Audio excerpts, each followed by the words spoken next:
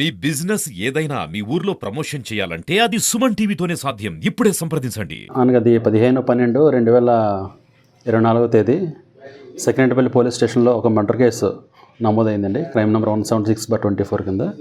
ఈ కేసులో ముద్దైనటువంటి రావి రాంబాబును ఈరోజు దిండి చెక్ పోస్ట్ వద్ద మధ్యాహ్నం 3 గంటలకి అరెస్ట్ చేయడం జరిగిందండి. ఈ కేసులో వివరాలు ఏంటంటే, ఇతను పెదనాన్న రావిన వెంకట నరసింహారావు అని ఒక ఆయన ఉన్నాడు. అతనికి భార్య చనిపోయింది, పిల్లలు లేరు. రెండో భార్యను చేసుకొని ఉన్నాడు. ఆవిడకి కూడా పిల్లలు లేరు. అయితే చిన్నప్పటి నుంచి కూడా ఇతన్ని పిల్లలు లేకపోవడం వల్ల దగ్గర తీసి పెంచుకోవడం జరిగింది. ఇతని తండ్రి కూడా చనిపోయాడు. అయితే ఈ మధ్య ఏంటంటే ఆస్తి తగాదా ఒకటి ఉంది. ఆస్తి అంతా కూడా ఉమ్మడి ఆస్తిగా ఉంది, ఆస్తి పంచుకోలేదు. ఇతను ఏంటంటే గత చాలాసార్లు నా ఆస్తి నాకు ఇమ్మని చెప్పేసి వాళ్ళ పెదనాన్ని చిన్నాన్ని వెళ్ళి అడగడం జరుగుతుంది. దాని మీద గతంలో కూడా 2-3 సార్లు ఈ దీంట్లో ముద్దైన రావి రాంబాబు తన చిన్నాన్ని కొట్టడం జరిగింది. దాని మీద ఊళ్ళో కూడా పంచాయతీ కూడా జరిగింది.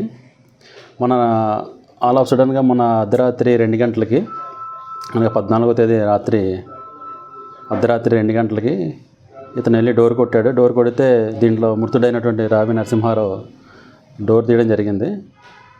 డోర్ తీసిన తర్వాత తన ఆస్తి తనకి ఇమ్మని చెప్పి వాటలు పంచమని చెప్పేసి అడగడం జరిగింది. దాని మీద ఇద్దరి మధ్య వాగ్వాదం జరిగింది. వెంటనే ఇతను సడన్ ప్రొవొకేషన్లో అతన్ని కొట్టడం, అక్కడున్న స్టూల్తో కొట్టడం జరిగింది. తర్వాత విచక్షణరహితంగా చేతితో కూడా కొట్టడం జరిగింది. ఆ దెబ్బలకి తాళలేక అతను వయసురే ఎక్కువ ఇచ్చి అతను స్పాట్లోనే చనిపోవడం జరిగింది. ఈ సంఘటన జరిగినంతసేపు కూడా అక్కడ వాళ్ళ రెండో భార్య నుండి మధుబాల చూసి అక్కడి నుంచి పారిపోవడం జరిగింది. ఎందుకంటే ఆవిడని కూడా చంపేస్తాడని భయంతో ఆవిడ పారిపోవడం జరిగింది.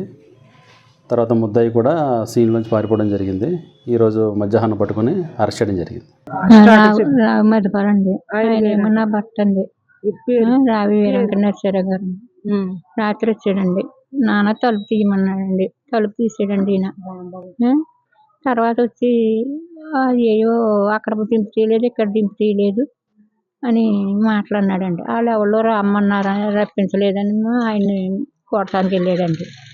తర్వాత నేనేమో బయట నుంచి ఎవరన్నా పిలుచుకొద్దామని వెళ్ళానండి. పిలుచుకొద్దామని వెళ్ళేటప్పటికి కొట్టేస్తున్నాడండి. అమ్మాయి బాబాయ్ అన్నాడండి. కొంచెం లెక్క వెళ్ళేటప్పటికేనండి నా కోసం 2 సార్లు తిరిగాడండి. ఆడ కొట్టినాడండి. రాంబాబు అని చెప్పు. రాంబాబు అండి.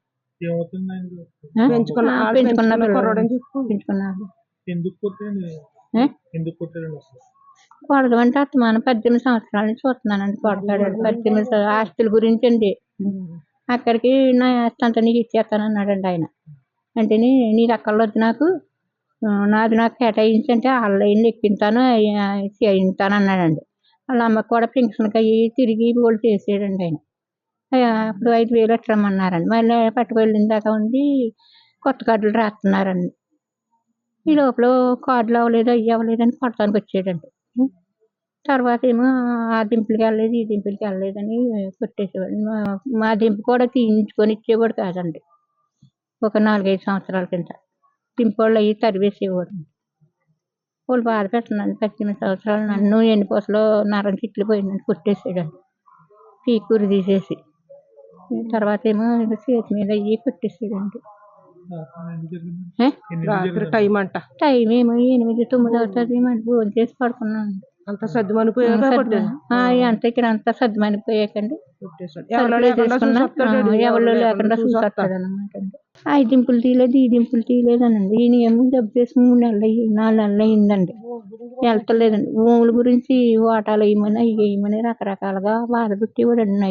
నైటే వస్తాడండి, పగలు రాడండి.